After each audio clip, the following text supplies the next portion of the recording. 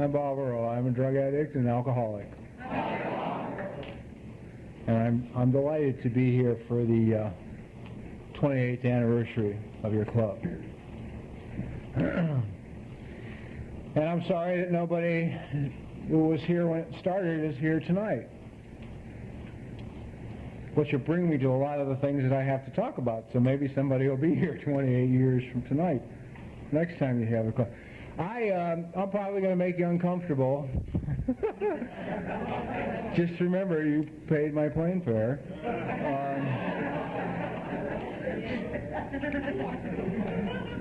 I always laugh when people say to me, "Oh, you really made me mad," you know? I mean, that's terrible things to say. You really made me angry. And for years, I mean, I've been clean and sober for 24 years. I've been looking for the place that says I'm supposed to make you happy. You know, that you got to like my talk or like me or like anything. You know, I think it's good that we have speakers that make everybody mad and angry and say off-the-wall stuff and or nuts and go out and try crazy things and come back and report it didn't work and save us the trouble, you know.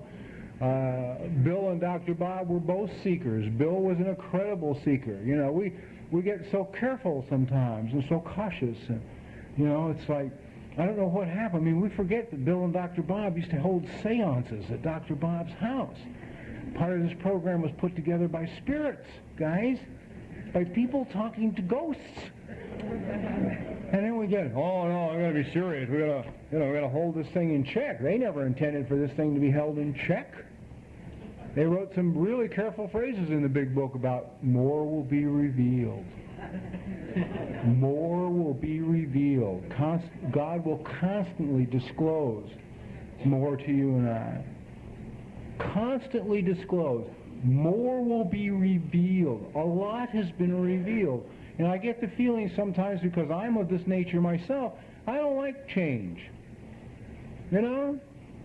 Let's have our meetings like the good old days. I know groups in Los Angeles that are trying to emulate the meetings that were originally held in Akron, Ohio 48 years ago. Give me a break, will you? What the hell for? You know?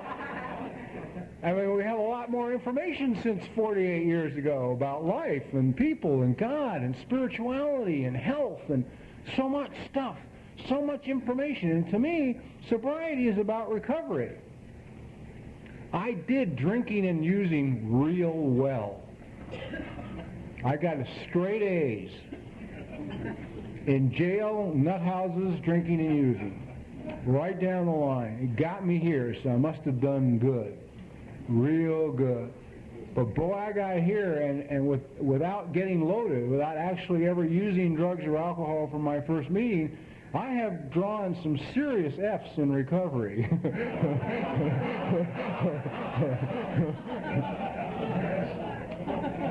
So it appears that it's recovery that I know the least about, you know, and that I am the most resistant to. I have only one problem since the day I got to this program.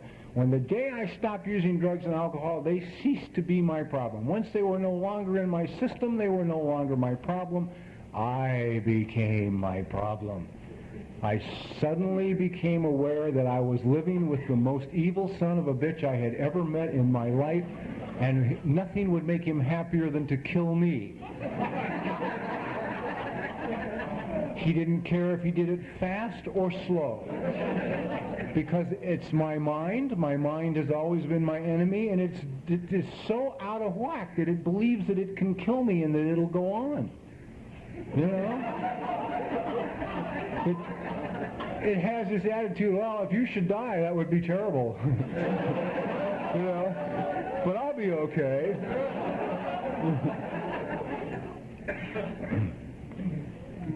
It's always there to give me a lot of support and encouragement towards new things.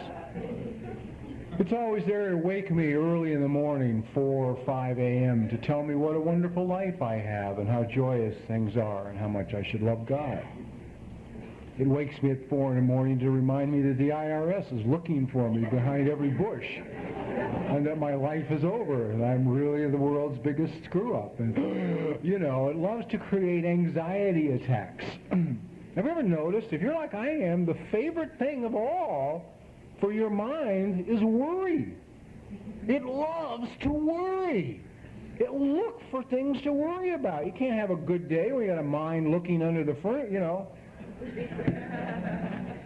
There's one. I can remember one time I was laying on a couch watching a football game and got boring. I started to worry about something.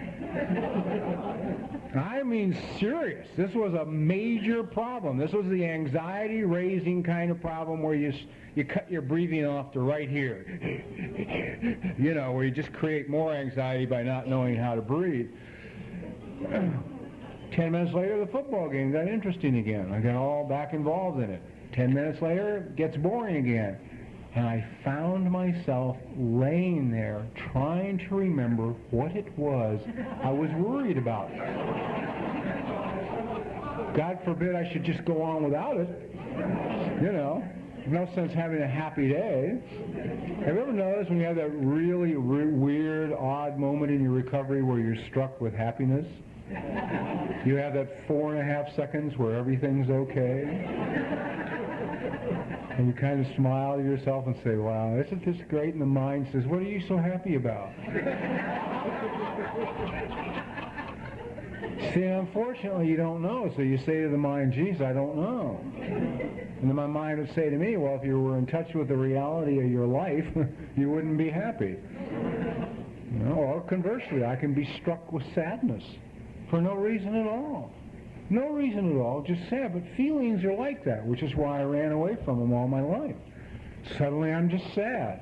My mind will say, why are you sad? I'll say, oh, I don't know.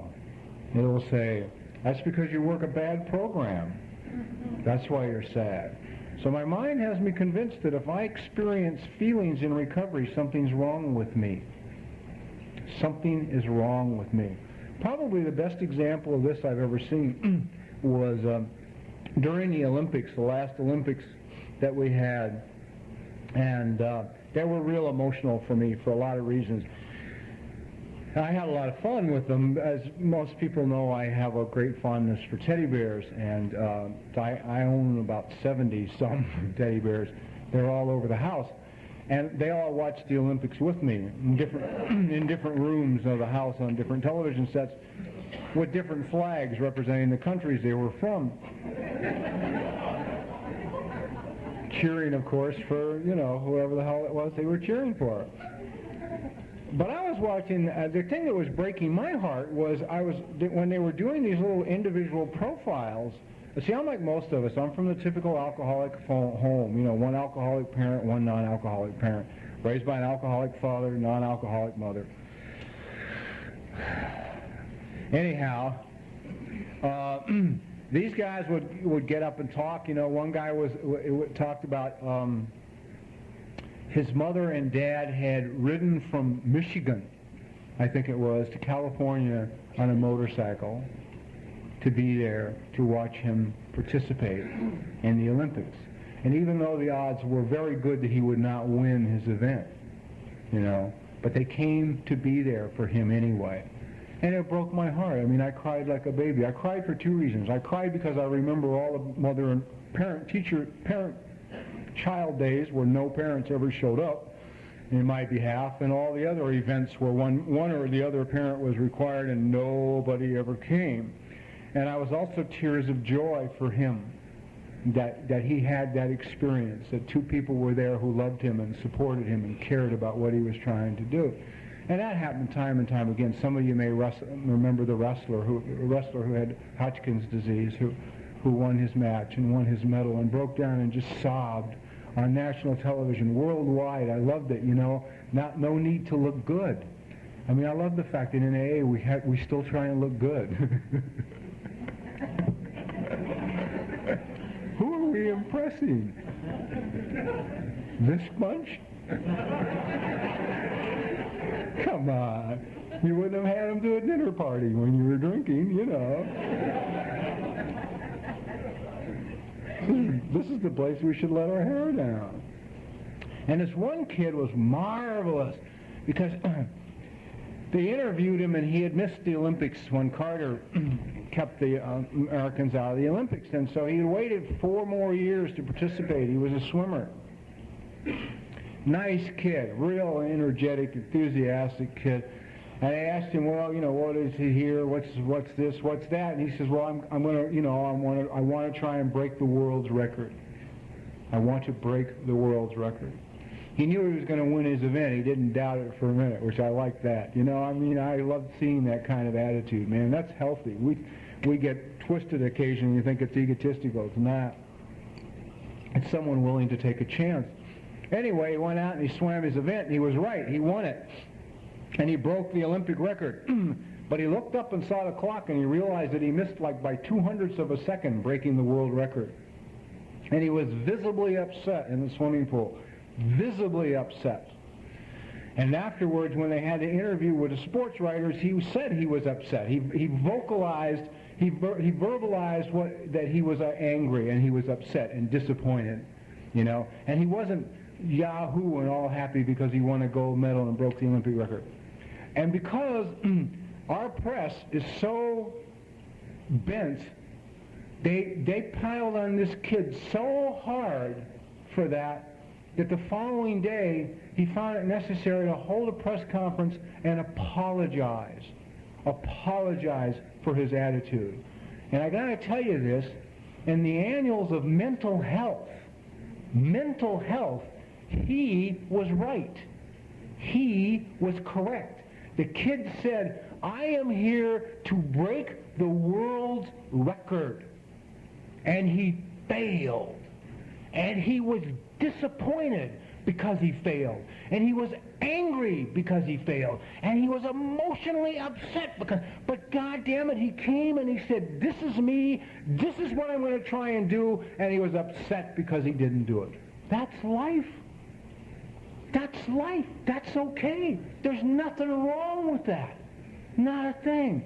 I spent some time here about 3 months ago, maybe a little longer, 5 months ago, with the most spiritually evolved person I have ever met. And he passed on 2, I think, really things that meant a lot to me. One was we got to the subject of enlightenment. I like the fact that this club is named Take It Easy. So I asked this guy, I don't know, my experience has been in bumming around out there looking up people who are on one spiritual path or another, that anytime I find one who's really gone beyond and lives daily, moment to moment, with no doubt in their mind ever for a second that there is a God and that he is all-powerful and all-loving and all things are in perfect order, they're very silly people. They giggle a lot. They just aren't what I expected at all. I wanted serious, stern people, authoritative people who would knock me on my ass like my old man to get the point across, I want to talk to you about God. Sit down. Right? So the subject of enlightenment came up, and this guy started to giggle, right? And he said, enlightenment. He says, when the hell will people learn that enlightenment very simply means lighten up?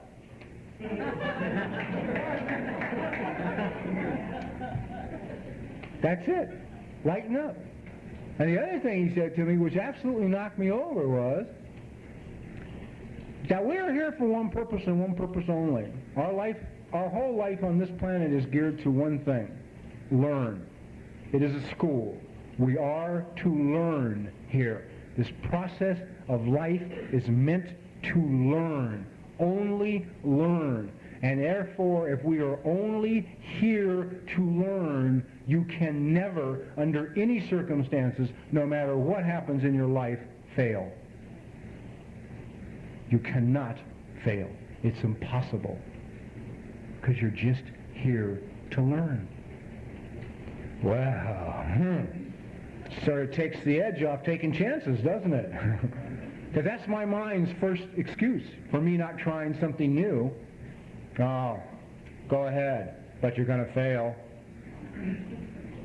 It's either going to tell me I'm going to fail or I'm going to look silly. And God, I hate to look silly. I will do anything to avoid looking silly. Because if I look silly, I'm afraid you're going to find out my secret. And I have guarded and protected this secret through 15 years of life, followed by 11 years of drug addiction, followed by 24 years of recovery. I have guarded this secret with my life. It's a simple secret. It's that there's something wrong with me. There's something wrong with me, and in any situation, under any circumstances, whether it be in an A meeting in a Skid Row mission or at a high-level meeting with executives at a motion picture studio, I'm not enough. I'm not enough. I am not enough. So I better be something else. And I got to tell you, just because I came in AA and stopped using drugs and stopped drinking, that doesn't change. That didn't change. I carried that same thing into the program. I didn't change a thing. The first 3 months of recovery for me were a bliss. I was living outdoors. My brains were fried. I had used every drug known to man. I had no wiring left that was connected at all. I spent my days in doorways looking in a window, you know. That was it. At nights I slept on roofs, you know. I wound up in an AA meeting. It's wonderful in the beginning when you're that whacked out. You just do what the hell you're told, you know. You just sit here, okay. Put up your hand. Yeah, all right. Read this. Okay. You know, I mean, you don't know who's a good AA, who's a bad AA, what's a good club, what's a bad club, you know, what's a good meeting, what's a bad meeting. You don't know nothing. You just sit down. You know, okay. And if you're like I am, I find that in the beginning I had a tendency to pick sponsors that were just like, treated me just like my father. You know, basically like dog shit, to be honest. You know, just... Sit down, shut up, you don't know anything. You can talk in 90 goddamn days, you idiot. You know, mop the floor, move those chairs, get the car, you know. I was like, oh, okay, yeah, this is comfortable. This is familiar, I'm used to this. Sure, yeah, I'll do that. I don't know that it's bad we do that. I'm just making it as an observation. I'm not saying it's good or bad. Maybe it's very good that we pick people like that. I don't know if I would have known what to do if somebody had sat me down and said, you are a incredibly beautiful human being. And we are going to take you here and put you on the first steps of an adventure beyond your belief. And we're going to love you through this adventure, and we're going to support you through this adventure, and we're in your corner no matter what. So when you call us up and you tell us that you're in bed with a new girl with 3 days, we won't, you know, we'll just love you instead of publicly embarrassing you at the next meeting, you know. I mean, I don't know. I probably would have run away if somebody had treated me like that, you know. So the first 90 days were easy. Then the brain starts to, some of the wiring starts to go back, and then I start to think. Now we've got real trouble. My thinking isn't very good, and one of the ways I wipe myself out in life, and this includes now, 24 years later, is that I think, mark that word, think, I think that things have to make sense to me in order for me to participate in them. Now, I'll tell you what a trap that is. Everything spiritual I have ever read has said 2 or 3 things to me. One is the only constant thing in this universe is change. It is the only constant thing. Everything else is temporary. Everything is temporary. Change is permanent. Change is constant. And I must be willing to change. I must be willing to go to new adventures. I must be willing to do that. Well, in order to live a life based on change, one must be, by my understanding, have the capacity to be spontaneous. Right? You got to be able to turn left and go down a dark alley that you've never been down before. And if you have no self-esteem, you can't be spontaneous. I've never met a new alcoholic with self-esteem. So here's the trap. I'm supposed to be going down this path of life open to change, and I've got a mind saying, if you don't understand it, don't do it. Well, I can't understand. Nothing can make sense to me unless I already have information about it in the bank. Okay? If I got no information about it, it won't make any sense to me. It won't. It can't. It's like people that don't understand our disease. They got no information about it. they look at us and say, how could you do that? How could you possibly do that? And from where they are, they're right. They're right. How the hell could you do that? How could you do that? See? Because they got no information on it. So if I live my life in this trap that I got to know before I do it, I'm going to stagnate and die in recovery. I'm going to stagnate and die in recovery. And you don't have to drink to do that. You don't have to drink to do that. Okay? So now, here I am. Supposedly I'm supposed to be going to new adventures. Huh.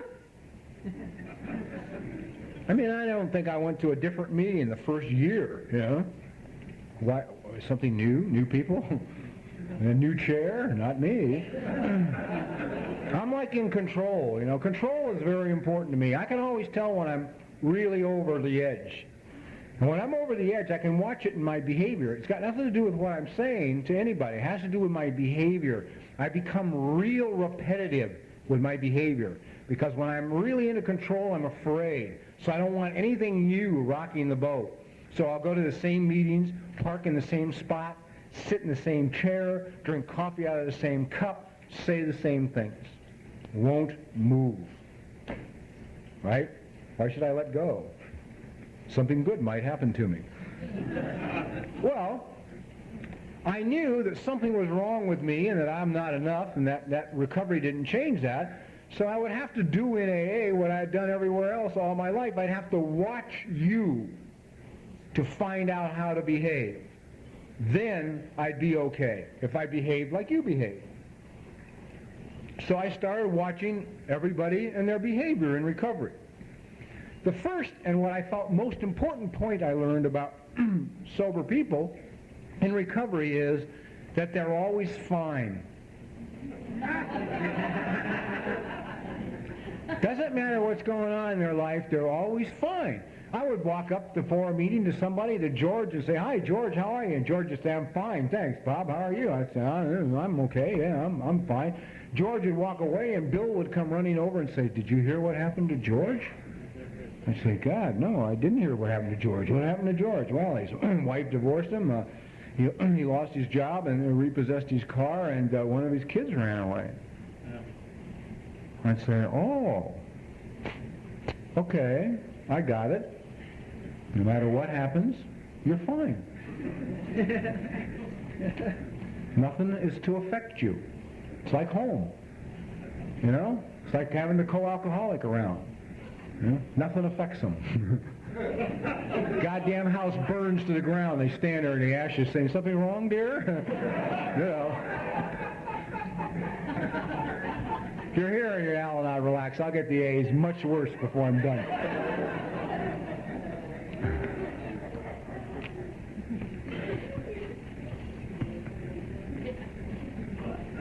Well, we'll get to that later. Anyhow, so no matter what happened to me in my recovery, people would come up to me and say, how are you, Bob? And I'd say, I'm fine. Well, small problems started to arise. The longer I stayed sober, the crazier I got. But nobody told me that would happen. Everybody always spent, 55 minutes of their talk telling me how much they drank, who they drank it with, where they drank it, what happened to them when they drank it, the funny car wreck they had when they drove to the drugstore, the thing, and then they'd have 5 minutes left to sum up 20 years of recovery, and they would do that with how wonderful it had been since they got to AA. So, that's all you got. I don't know any more than that. There was no articles on AA and recovery. I didn't have any course before I got here on recovery. So I figure everything's always okay. So now I'm a couple of years sober. I'm sitting in meetings and I'm getting nuts. Okay? I'm working with people. I've got 4 panels in institutions. I'm driving 40,000 AA miles a year. I'm sponsoring 10 people. I'm in missions. I'm here. I'm there. I got babies. I got junkies throwing up in the house, on the car. Me, I got to watch them all night so they don't steal anything. I mean, I'm active.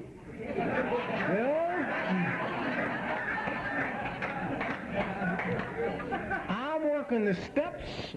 Man, I'm grinding on the steps. I'm reading that 12 and 12 like it's part of me, But I'm getting nuts every day. I'm getting crazier. Absolutely crazier. And my sponsors, they see that look in your eye, that says that, the next stop is true, like that little thing in the car window that says the next stop is the Twilight Zone, And they look at you and see that look in your eye, so they give you more to do. So now you're driving 45,000 AA miles a year. You got 6 panels instead of 4. You got 20 babies instead of 10. And, you can't sleep anymore because of what's going on in your life. But I'm nuts. And by the time I'm 3.5, forget it. I'm sitting in meetings with a mind that's saying to me, you realize you won't stay sober. You realize you are one of the ones who is constitutionally incapable. Your recovery to this point has been blind goddamn luck.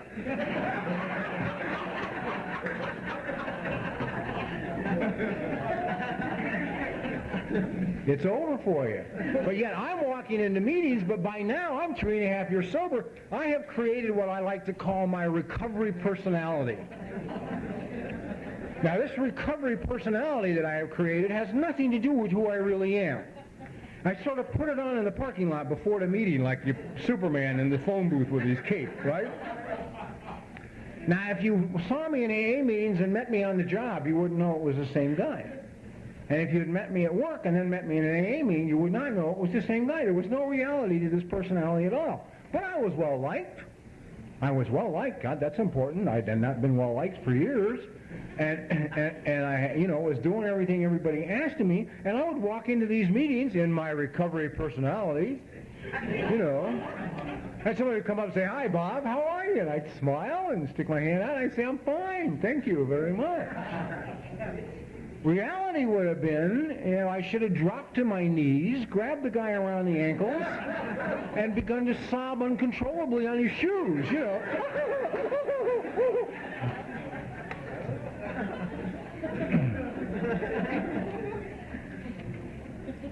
But if I did that, the secret would be out. My secret would be common knowledge. You would know that there's something wrong with me and that I'm not enough. That I'm not enough. So I kept tucking it in and holding it in, and being a good AA. And I behaved like I thought I was supposed to behave. I behaved like the people around me behaved. I had no conception of being myself. There are professional people who are brilliant, who will say to us, the easiest thing in the world to be is yourself, and we spend all our energy trying to be something else. All our energy goes into being something else. It's like I'm not okay no matter what I do. I'm not okay. It's not enough. I've spent a lifetime that way. So I trudge on down the road to recovery. Well, by the time I hit 5 years, forget it. Okay? I am so far into the Twilight Zone, there's no coming home from this one, right?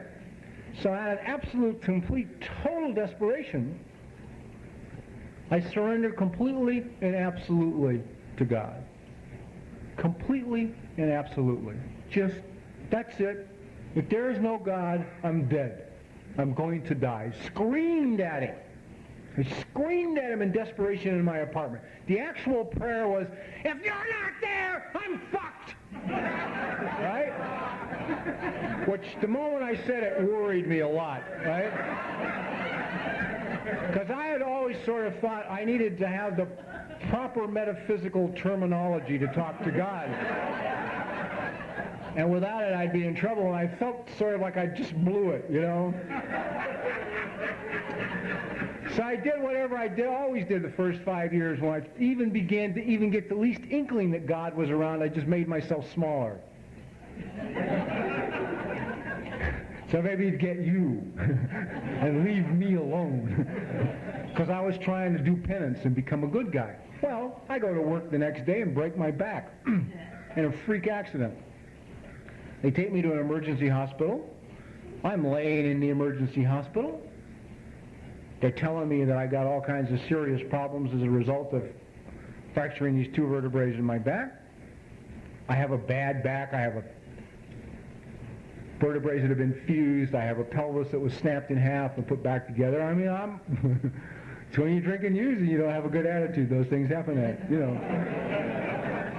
pieces of bones that have been removed by bullets, just little parts of the body that aren't there anymore, thanks to practicing the disease.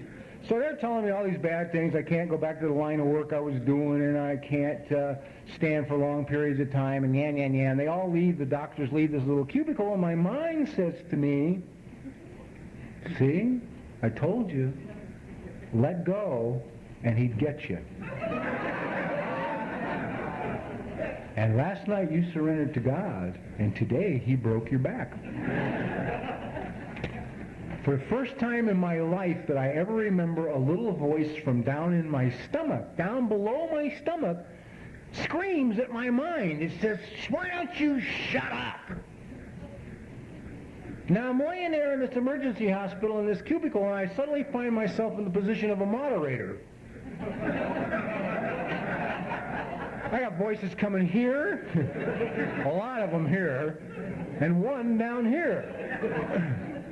So now a decision must be made as to which one to listen to, okay? Because these 13 to 30 had occupied all of my early recovery. You know what it's like. Guys, come on. You get in the car in the morning alone, and it's like you got 12 kids in the car that don't want to go where you got to go. Yeah? 6 of them hate you, and the other 6 can't stand you. Life sucks. Yeah, what do you...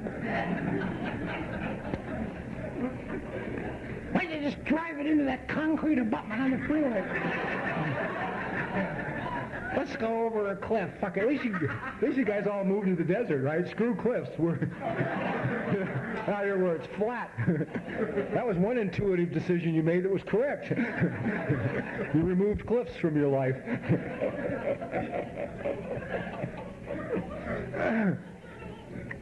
So I'm stuck in this position with all these voices, decided that I'll listen to the one coming from down here because it's new. And I've been listening to these for years, and my life is not in great shape. And I decide maybe busting my back is not a bad deal. It's not a bad deal. And I'm here to tell you tonight, 19 years later, that when things transpire in my life, that my immediate interpretation of the event is that it's the worst thing that ever happened to me, it will invariably and eventually become one of the best things that ever happened to me, because I'm being moved. The only way I'll go. Right? Hard, man, hard. I don't know how to go to my good easy. I don't know how to go to good easy. I go hard. I got to be drugged to it, kicking and screaming. I got to have the doors in the hallway of life slammed on my head, my fingers, my knees, my feet, everything, because I don't want to go down that hall to all that good stuff. So as a result of breaking my back,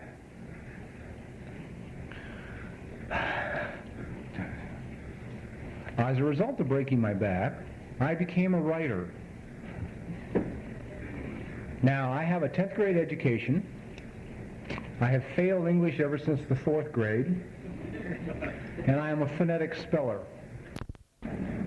I still spell dead, D-E-D. I don't care what anybody says. The A is unnecessary. And dictionaries don't help phonetic spellers. But that's what all these meatheads always tell you. Look it up in the dictionary. You can't find it in the dictionary. If you're trying to spell character and you think it starts with a K, or you can't hear the H, you got to start at the beginning of the letter with a ruler and go word to word till you find it. So that's how I began a writing career. Well, I surrendered to God, and God kept his promises. He kept his promises. Every promise I have ever heard uttered about God was brought forth in my life. Whether it was the ones I was watching on Christian television at 4 o'clock in the morning, or whether it was the ones I was hearing from people in AA podiums, or from ministers I was seeking counsel with, or from, yogis sitting in a pond somewhere. whatever the promises were that all these people, including the ones in the book, had told me would come forth in my life, all came forth in my life. Poured into my life. Money, success, pretty girls, everything. Everything. Because I have a lot of trouble with relationships. Very hard relationships for a lot of us. Very difficult. For many of us, it just depends on what an outstanding relationship mom and dad had. Because that's the one you use as a yardstick. So I never did well with them. Because like everything else in my life, I had to create a person. See, if somebody walked up to me in the parking lot and said, "Bob, what's the disease of alcoholism?" I'd say it's stuffed feelings. Stuffed feelings. We use the drugs and we use the alcohol to stuff the feelings down, to hold them down, to keep them prisoners, to not let them up. What's the number one problem in recovery? Stuffed feelings. See, because I stand here tonight and I'm absolutely, totally, thoroughly convinced that's who I am. I am my feelings. That's who I am. I can't think of anything else than I am. I'm on a human level now, okay? If you want to take it ethereal, we can. I'll be delighted to make everybody really uncomfortable, and we'll bring a couple of spirits in the room. How do you want to go? Let's have a dance.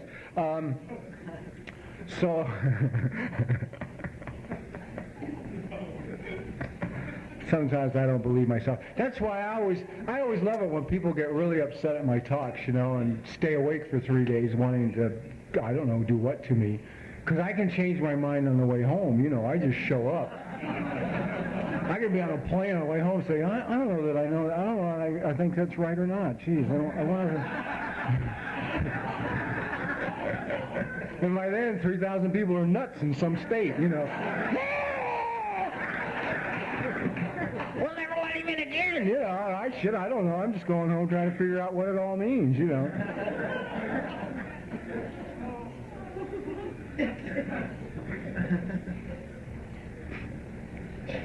Well, I'm not my personality. I can change that from room to room at a party. Okay? I'm certainly not my body. It's changed a lot since it was originally put forth in the world. Pieces of it can be removed, and I'm still here, so it's not the body. Certainly not my job. That can change in a second. I'm not my house. Man, that can be ashes by the time I get home. Sure as hell not the car I drive. And, that changes. So if I'm not any of these things I thought I was, I must be my feelings. Well, what are they? I don't know. Oh, how come you don't know? Well, I haven't paid any attention to them. I've been busy creating people. With relationships, I created like a vaudeville routine. The initial encounter is always easy because you have so much lust in it that there's margin for error. Little things will be overlooked, That's when you spot each other across a room, and the eyes connect, which is the first sign of danger, but we never see it, you see. Because they see Prince Charming on his white horse, looking wonderful, the rescuer, ready to do battle for them, save them, protect them, give them the love and affection and attention that they never got from their father. We're going to pay if we don't, too, by the way. And we can't, so that'll give you an idea how much trouble we're in already. It can't be done. And we, of course, macho and tall and strong and brave, see Mom.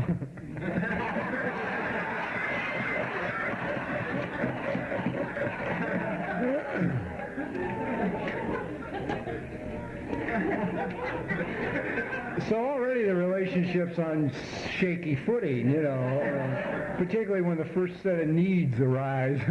If both have them at the same time, and start looking to see who's going to fix it. So after the initial encounter in the first 6 weeks that you spend out of sight, nobody sees you, Sponsors go crazy, you know, they know you're both going to get drunk. And then you surface 6 weeks later to no support from anybody. And the relationship begins.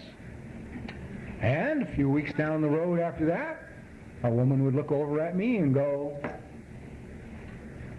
she wants something. I have no idea what she wants. You see, if I don't know what my needs are, I can't know what yours are. If you want to know what kind of a relationship you're going to get into, watch how the person you're involved with treats themselves. It is absolutely psychologically impossible for them to treat you any better in the bottom line than they treat themselves. They can't. They cannot do it. So now I've got a woman there going, I don't know what to do, so I do dance number 1 of my vaudeville routine, or song number 1. I have 3 songs, 3 dances. I sing song number 1. I get them up out of bed, take them out in the living room, go through the phonograph albums, pick out an album, and I say, on this album is the one song that means more to me than any song in the whole world. I cannot hear this song without it bringing tears in my eyes. I have wanted someone to share it with. And I put it on and play it. And I cry, and they cry, and I tell them how grateful I am to have them there to share this song with. I neglect to mention I have played it for 37 others.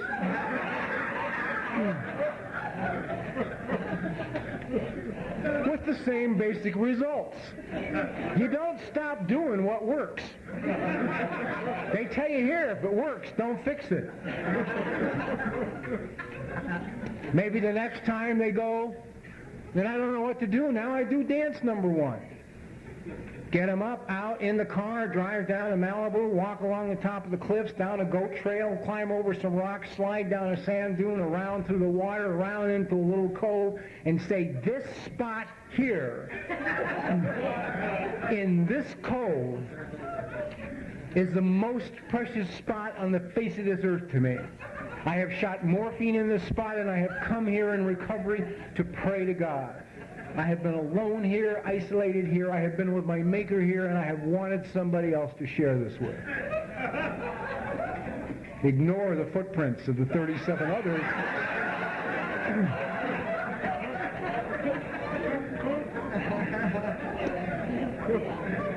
That have gone before. When I became a writer and started making money, I got one more dance to do. I could give them a credit card and let them go shopping. Bad choice. No one can shop like an emotionally unhappy woman.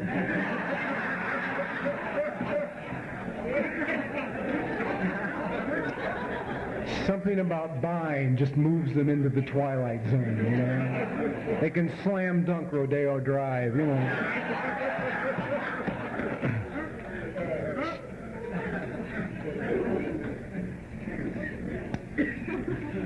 Then after now, just to give the guys a break, you know, before you girls get a little too comfortable, you have your own, and your best one. The one we always fall for, that I love the most, is, I've never done this with anybody before.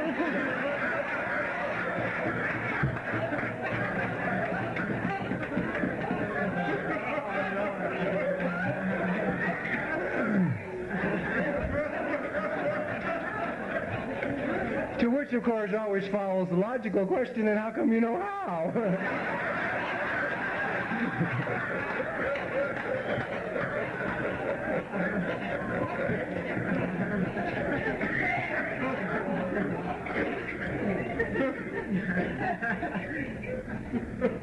So then after I've done my 3 songs and 4 dances, it'll come one more time, and they'd stand there and they'd go. And I'd look.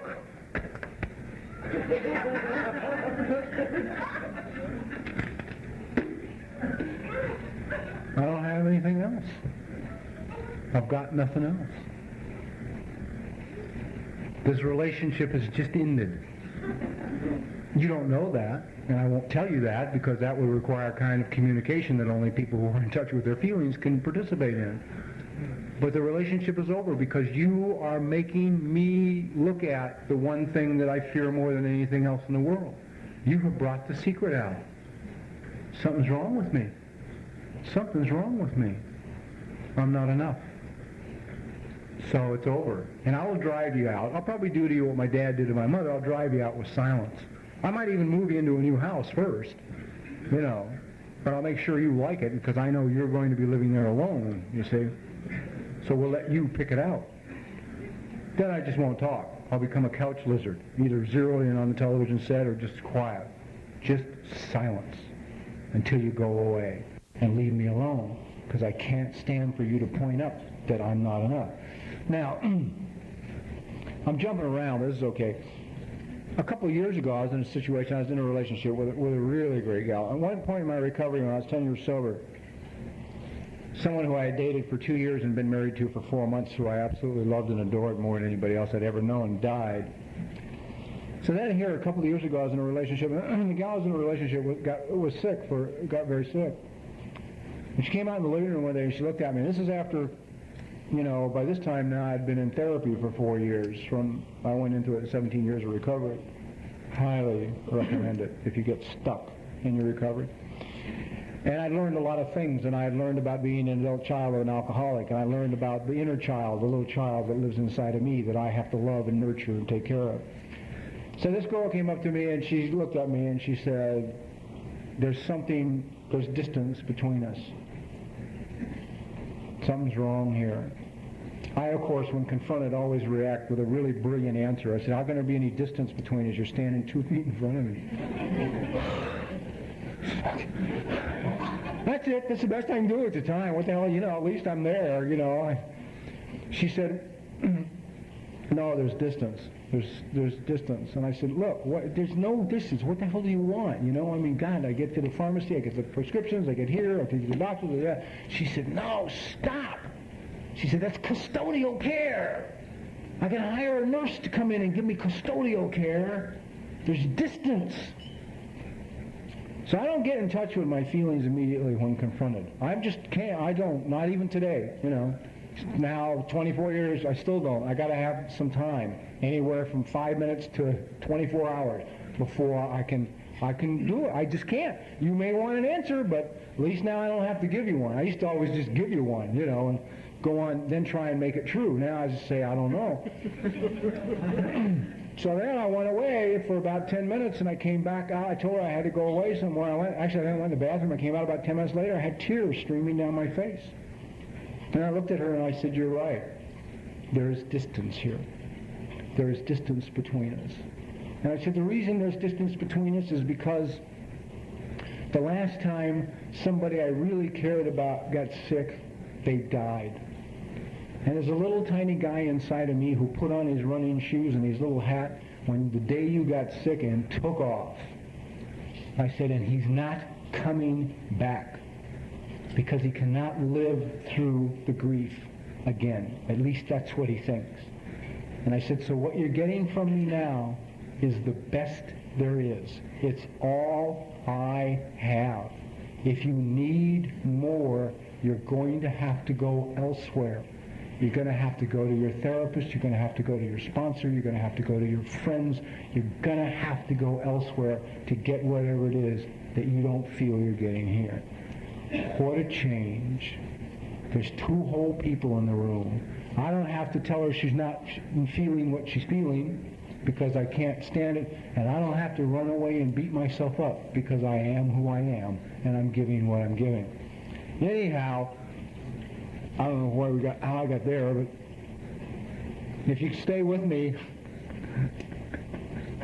you're in a lot of trouble in your recovery. If you're lost, you'll probably have a pretty peaceful life. So God, I believe that all of us at some point in our recovery, we must arrive at this decision. Either there is a God or there isn't a God. And either this God is all-powerful, all-loving, and all-present, or not at all. Not at all. And if he's all-powerful, all-loving, and all-present, what are we worried about? What's the concern here? You know, what's the problem? The problem is that to follow the path of a God who's all-loving, all-powerful, and all-present, I must be able to be spontaneous. People always say, how do you tell what God's will is? How do you know what God's will is? It's easy. It is the easiest thing, the simplest thing. It's the simplest thing in the bloody world, in my opinion. Get up in the morning, go out the door, start moving, man, and when you hit a wall, turn left. That's it. That's how complicated it is. You hit a wall, turn left. Walls are only on the path to guide us, to move us, to turn us. Unfortunately, for years, I didn't understand that. I'd be moving, trucking on down the path. I hit the wall and like, oh.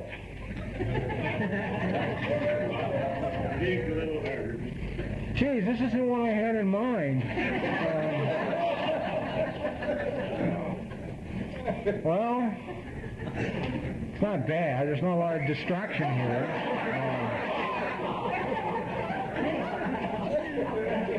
I guess I'll stay. Or conversely, you get back and get a 150-yard running start at the wall.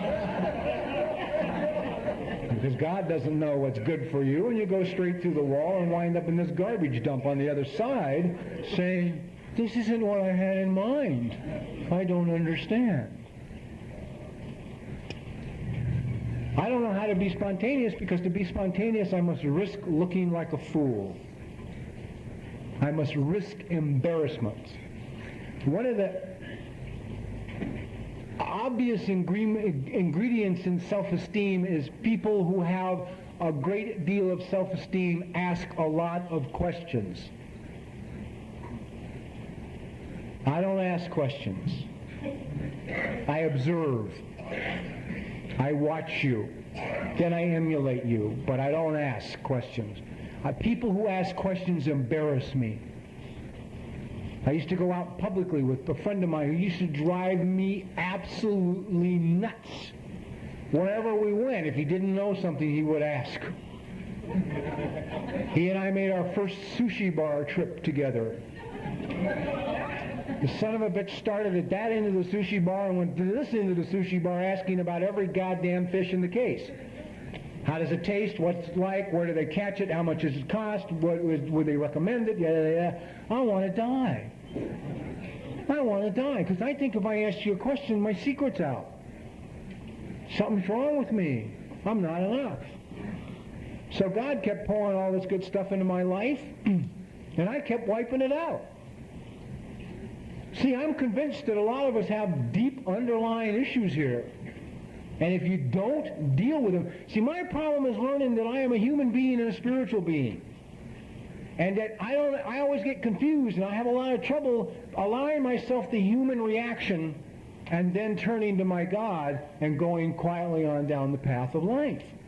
See, I think something's wrong if I get upset. Somebody hurts my feelings, I get angry, I go, oh, God, son of a bitch, Jesus, God damn him, how the hell? Oh. You know? And I say, oh, no, don't do that. No, you're not working a good program, man. You should forgive him and bless him. Huh. I forgive him and bless him, and then I have acid indigestion. I walk around consuming 36 rolls of Rolaids, and this son of a bitch goes home and makes love to his wife, right? Because he feels fine, see? So I got to get the anger out. Maybe not necessarily at him. Maybe I have to beat up my bed. You know? Just pound the hell out of my bed. Get the anger out. Then I can turn to God. Once I deal with my humanness, my being a human, and blow up, then I can say, Father, you know, forgive him. I want him to have all the things in his life that I want for me. And I'll picture this person visually having all those things to take it away. But first I got to be a human. First I got to react. Well, I don't know any of this stuff. See, so I surrender to God. I become a writer. I start making money. I still have problems with relationships. But there's a real issue here for many of us, heavy issue for adult children of alcoholics, is the inability to handle money. Big issue. Okay? So I could spend a whole year in the studio and make a fortune. An absolute fortune. Okay? Low to medium 6 figures in a year. Walk out from underneath that contract broke. Absolutely penniless. Rented apartment, leased car, everything temporary. Everything, nothing. No pension plan, no savings accounts, nothing. I had to continually wipe it out. Because obviously if there's something wrong with me and the good starts to come in, I do not know how to handle it responsibly. I do not know how. My behavior is the opposite because that's the behavior I learned. So anyhow, 17 years of sobriety, I find myself in the same fix I was in when I was 5 years sober. I've written 32 inventories. I've done everything I know how to do. I'm sponsoring probably 100 people at that time. A lot of stuff going on. And I want to die. I just want to die. 17 years sober in a penthouse apartment in the beach at Santa Monica, driving an expensive car, working under an expensive contract at a motion picture studio, and I want to die. Hey, speaker. Big deal. That's a trap. That's a hell of a trap. You create this goddamn statue, you know. You become a speaker, you become a statue. You create, because the need for approval is so great, you know. Back in those days, man, I was only talking about the insanity because people laughed. They didn't mind hearing about that, you know. So I create this statue, and then I become maintenance man and janitor for the statue. with no life of my own. So I go to a convention, and instead of taking the recovery personality off the plane, I take this speaker statue off the plane. Hi, here's Bob, speaker. You know, gave great talks. People love me. A lot more than they do today. I love it. So anyway, somebody suggested to me that I go to therapy. So I went to a therapist, picked a woman. I thought they were my problem. Went to this woman, sat down. We had this get acquainted meeting where we chit-chatted. She said, tell me a little bit, start with your childhood. She said, tell me a little bit about yourself. So I said, well, okay, when I was 15 years of age, they threw me out of Manual Arts High School, and I discovered the wonderful world of drugs and alcohol. I spent the next 11 years running the streets, committing crimes, drinking alcohol, using drugs, and I've been a sober member of AA and NA for 17 years. She said, no, wait a minute. I said, start with your childhood. She said, you weren't born at 15 years of age. So I said, well, I don't remember any of it. And I didn't. It was a blank, man. Zero, zippo, maybe 2 incidents in 15 years. When I told her that, she got this great smile on her face, and I thought it was a self-serving smile. I thought this smile was, oh, I finally found one that when I write a paper on this sucker, I'll get the recognition I've deserved all these years. I didn't know the smile was saying, if you have the courage to stick this process out with me, I'm going to introduce you to somebody you've never met, you. And I will have the privilege of being present when that happens. And I'm going to introduce you to a child that lives inside of you. And that child will love you, and you can love the child. So we begin the process.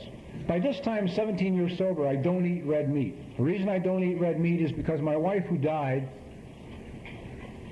I know this is great right after you've had your dinner here, but you know,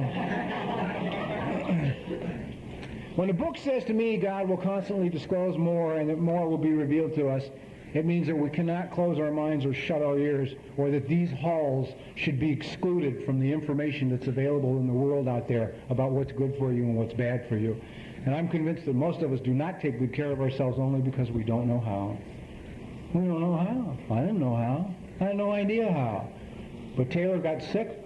She refused any treatment, any toxic treatment. She told the doctors if the treatment would kill her, she was not interested. This is 13 years ago, which put us in a position of seeking treatment in other countries. And from the off-the-wall, holistic people, you know, about 6,000 years ago, or 5,000 years ago, whatever the hell it was in China, they used to have an interesting situation. I don't know why I'm on this. But the doctor, the village doctor, got paid a regular fee from everybody in the village. You paid him like weekly. a little fee. And if you got sick, you stopped paying him until you were well again.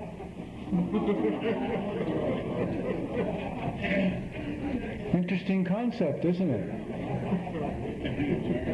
Interesting concept. Nobody gets any money today unless I'm, dead.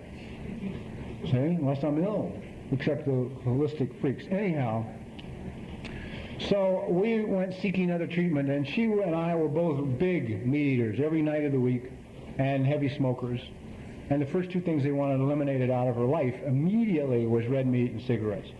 So about a month after she passed away, I was sitting there one night and I was eating a steak, and I looked at it and I said, no, I can really live without this. And that was about 13 years ago, and that was the last of the red meat. Then I gave up coffee about 6 months later, only because my throat closed one morning trying to swallow it.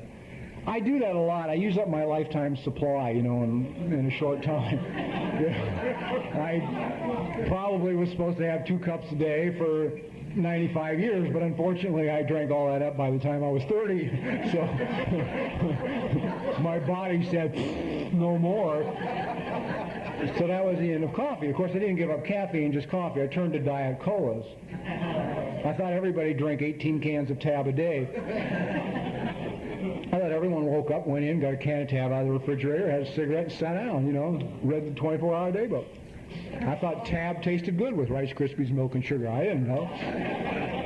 Well, that was after the caffeine. Well, it does, that's right. That's right, yeah, it tastes wonderful. Then, a short while after that, about 9 years ago, I was researching a story on suicide, adolescent suicide. I was at Suicide Prevention in Los Angeles. And I'm sitting in this room with all these guys that were then working and running suicide prevention. I sit down in this little boardroom, meeting room, whip out my Marlboros and my brand new super electronic butane flamethrower, whatever it was. Kill yourself with good tools.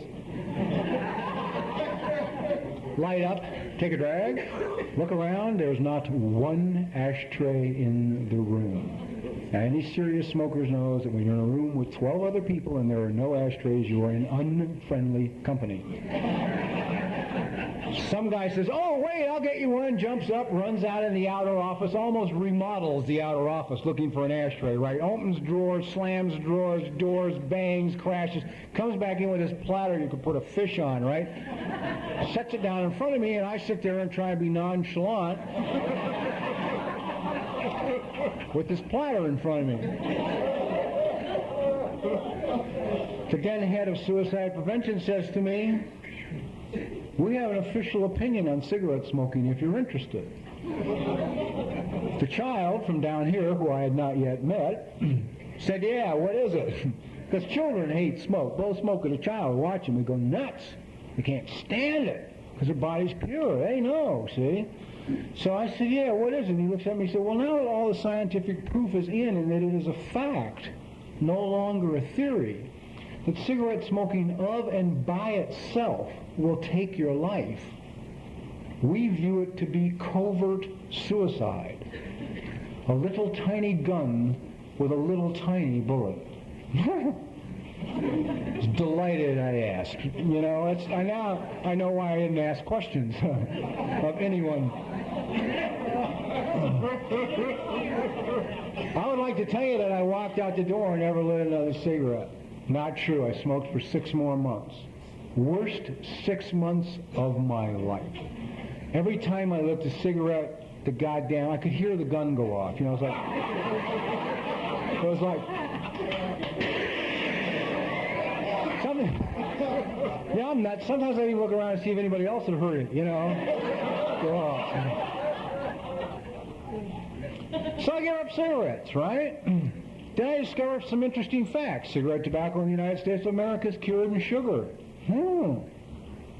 Now I've lost my major source of sugar.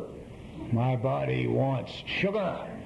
I begin to eat sugar like the Cookie Monster on Sesame Street eats cookies, man. I want serious sugar, no lightweight bullshit. I'm talking tablespoon straight from the sugar bowl if necessary, So I begin to treat sugar like I treat drugs, no problem. I'd be sitting in this little condominium I had in Montecito at 10 minutes 11 at night, on the couch in front of the fireplace, TV on, comfortable, slippers. saying to myself, there's no ice cream in the house.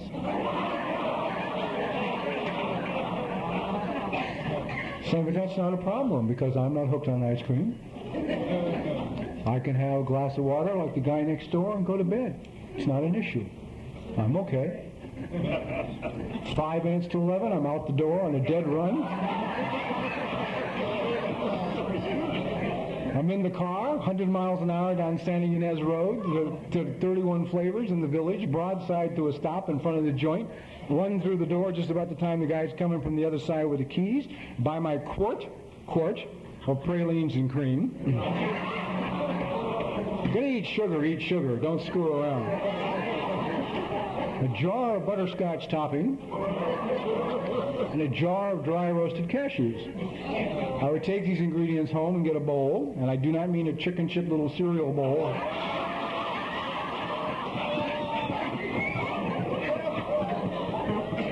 I mean a bowl,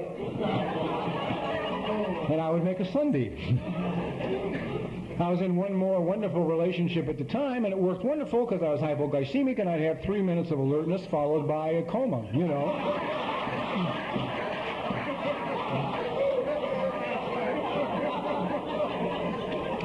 Which, by the way, if you're hypoglycemic and eating sugar, I don't care what step you're working. It don't goddamn matter. It don't matter, you know. Well, one problem when you eat that much sugar, it seems to put weight on.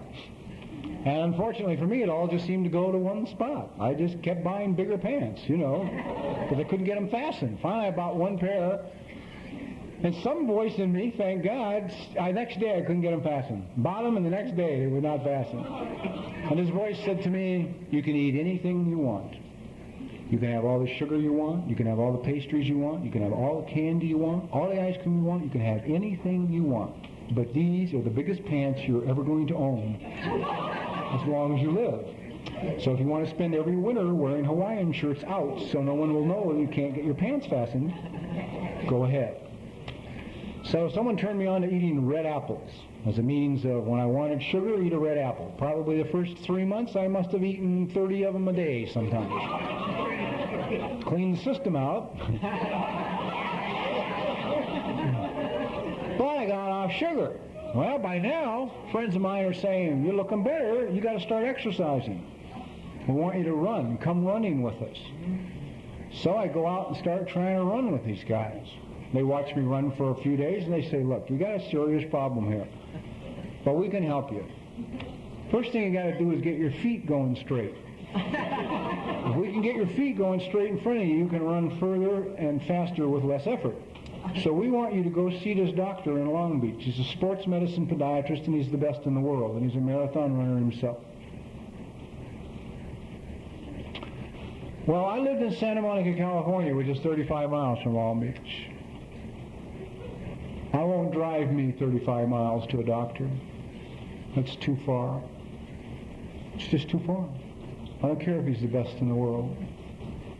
Now, I'll drive you 35 miles. If you call me up and said, you got to go to this guy in Long Beach, he's the only doctor you can see, I'll pick you up and take you. Some people will say that's spiritual. Ah! Don't kid yourself for 1 second. Okay?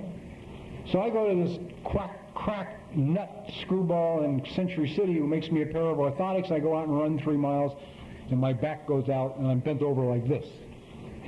Now my friends say to me, you got to go see these guys in Pasadena, California. They're the best sports medicine chiropractors in the world. They work with the Olympic team. Pasadena is 35 miles from Santa Monica. I also will not go to Pasadena. So I go to a guy in a marina who smokes cigarettes and is 50 pounds overweight.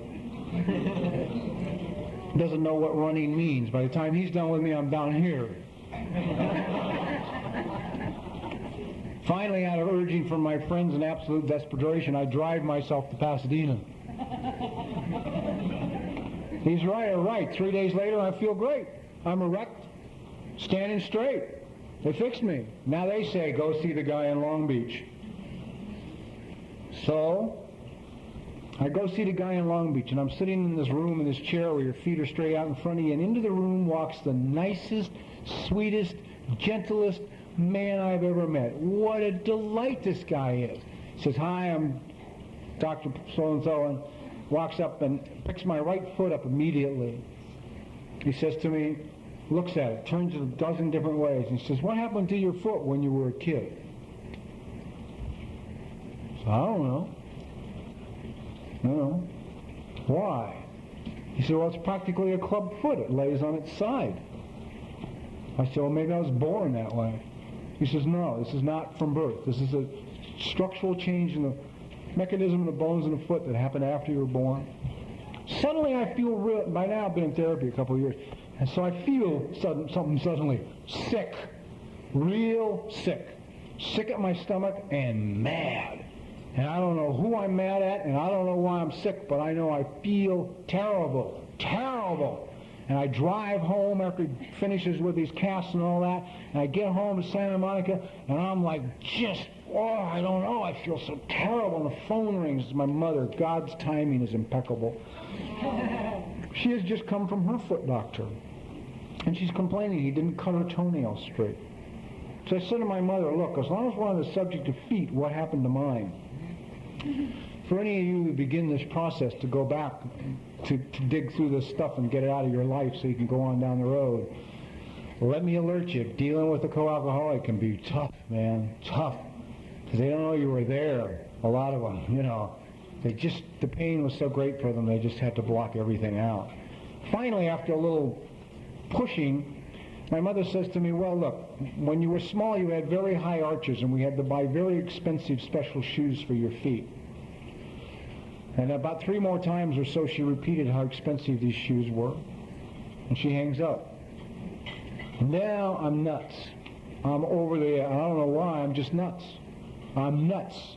I'm sick, I'm angry, I'm sad, I don't know what's wrong, I'm nuts.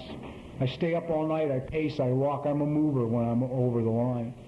Next day I walk into my therapist's office in the morning, she says, "Hi, how are you?" And I go, "Ah!" I no longer say fine.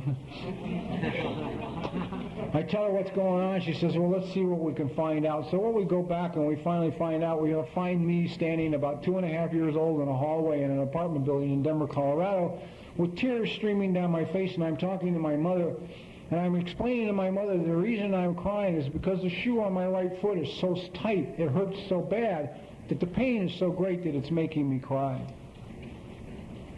And my mother says to me, "Shh, be quiet, or your father will hear, and he'll get angry." Well, the light bulb finally went on. By this point, I'm probably 19 and a half years sober, been 2.5 years in therapy, and the light went on. I finally understood that if you can't buy shoes for me that fit, well, I know. The next day I went to the doctor again and I asked him, I said, "Could this foot be caused by wearing a shoe that was designed for a high arch that was too small?" He said, "Absolutely, that's probably what did it. That's probably what did it." So now I understood why I felt like I wasn't enough and something was wrong with me. And women, you know, have a tendency to get angry with men in AA and say, "Oh, we're not in touch with our feelings." Guess why? You know, guess why? You know why most of us don't cry? Because the first time we cried, we were told to stop crying. And when we couldn't stop crying, we were told if we didn't stop crying, we would be given something to cry for. And then we still couldn't stop crying because we didn't understand, and we got slugged right in the side of the head, at which point we learned, don't cry. Don't cry. And that starts the stuffing of feelings. And you stuff them, and you keep them down, and you don't let them up until you don't know who the hell you are. So here I am. Now it's a few more years later. By the way, when I was married to Taylor and she died, I was so out of touch with my feelings. I was an absolute spiritual giant when her death transpired. I was heavy in Goldsmith. I was into 4 to 6 hours of structured meditation a day. I was just like, I just walked through that like God, right? All the people around me in the program in Southern California were like, their mouths were open, that I could watch someone that I cared so much about die and walk through it like if nothing had happened, but just say God took her home. Of course I could do that. I wasn't in touch with my feelings. I had no idea what the hell I felt, right? I used to listen to people at meetings talk about having their feelings hurt. 17 years sober, I didn't know what you meant. I didn't know what it meant to have my feelings hurt. They were so goddamn buried, you couldn't hurt them. I wouldn't allow it. 3 years later in therapy, it came time to grieve. It came time to look at the fact that someone who had genuinely, honestly loved me and had been supportive of me and cared about me had died and would not be around, at least in human form. And the pain of that grief was so great, I spent days locked up in my apartment, sitting in a corner, just with my knees tucked in my chest, just crying and beating on the floor, because it was the worst pain I'd ever felt in my whole life. But at least I felt it.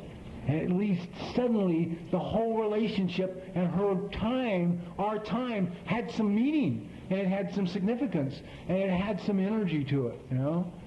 So, how do I wind all this up? By making everybody uncomfortable. 24 years sober, 50 years old, almost 51. Best shape I've been in my life. I have never been as healthy as I am today, despite rumors in Southern California that I've had a heart attack and I'm in serious health. Wishful thinking on the part of some smokers and meat eaters.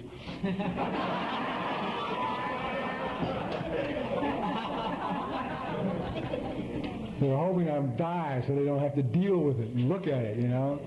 Smoking is just another way to stuff feelings. It's a cloud. Protects you from your feelings. It's a defense.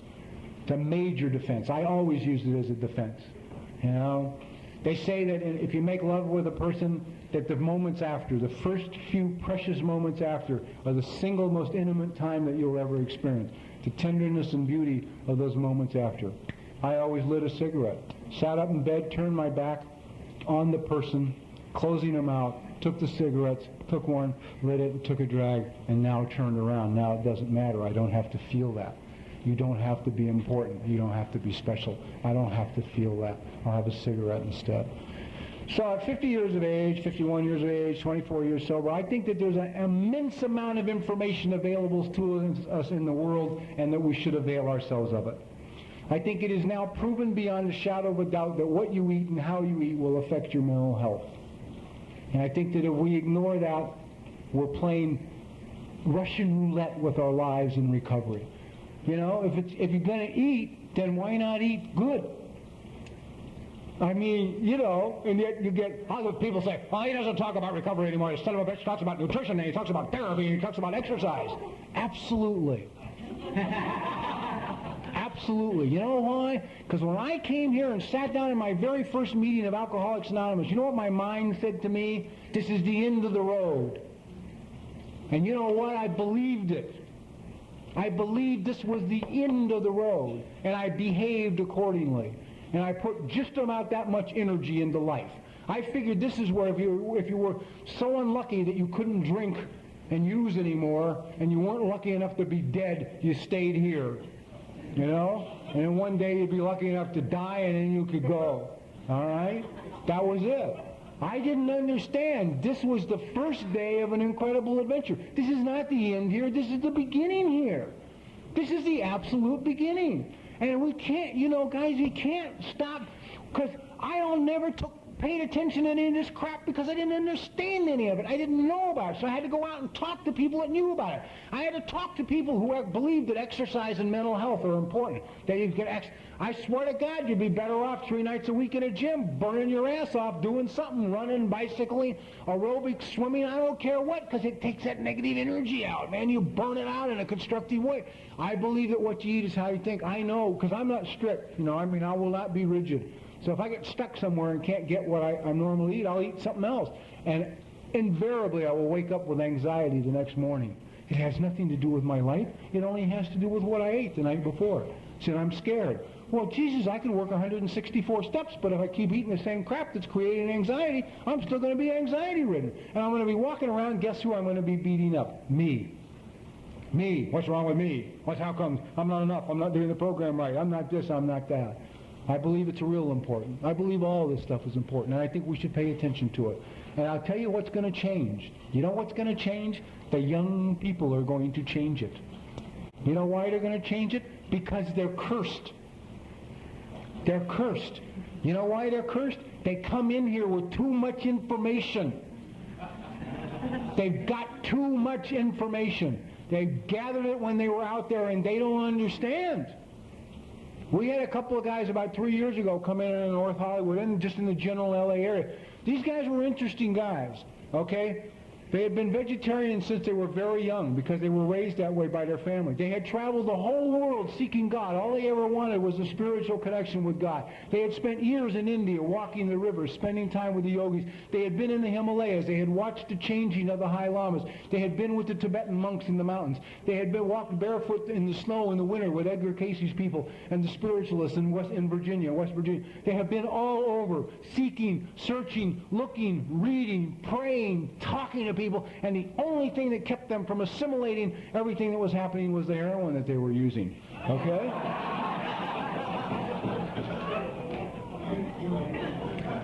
They came into Alcoholics Anonymous.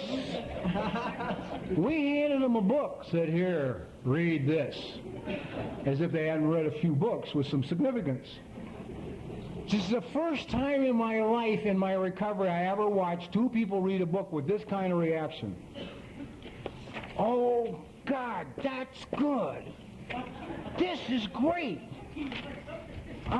Look at this. These steps are incredible. The steps are marvelous.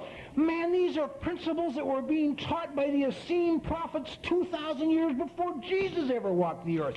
This is incredible. I can understand the logic of the order of these. This is divine. This is beautiful. What a gift from God. Wow."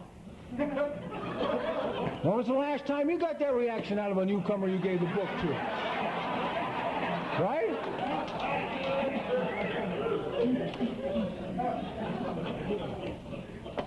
About 3 months later, clean and sober, and went through the steps like a supersonic jet. One of them walks into a big, renowned clubhouse in the valley. There, sitting by the door, is one of the doorstops, 33 years sober, with his cup of coffee and his pile of cookies and his nicotine-stained fingers, smoking his cigarette. This kid looks at him and says, "What the fuck are you doing?"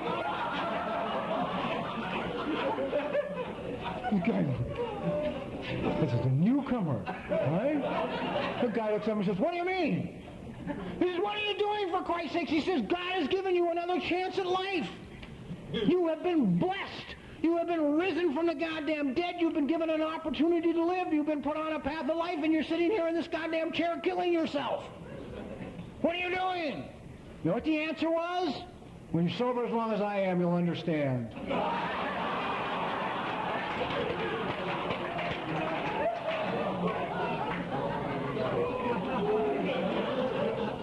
I sure hope not.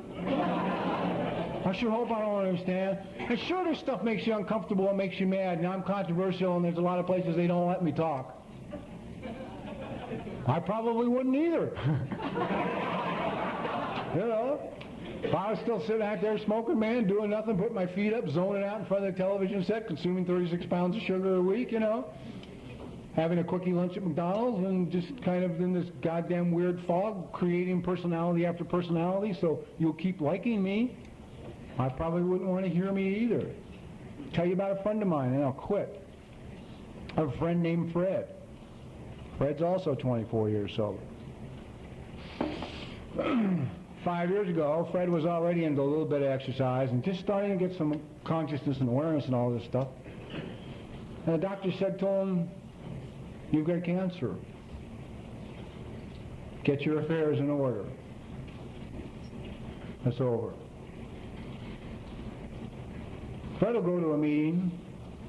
He's a very gentle man, and yet in some ways he's harder than I am. He'll say at a meeting at a podium, "If you're sober as long as he is and you're smoking cigarettes, there's something wrong with you." It's a program. But anyway, Fred came home after talking to the doctors, and he thought about it for a while, and he decided, it wasn't over. He wasn't done.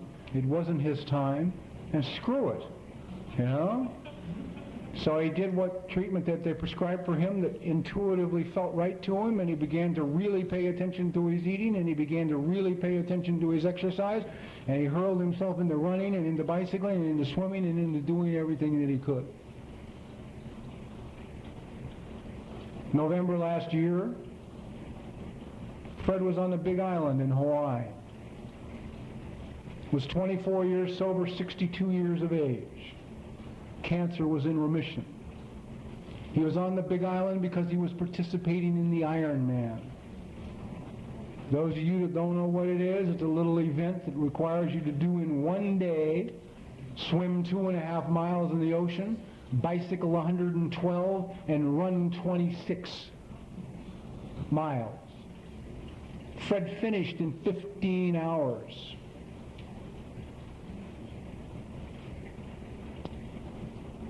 I'm so proud of him, man, you know.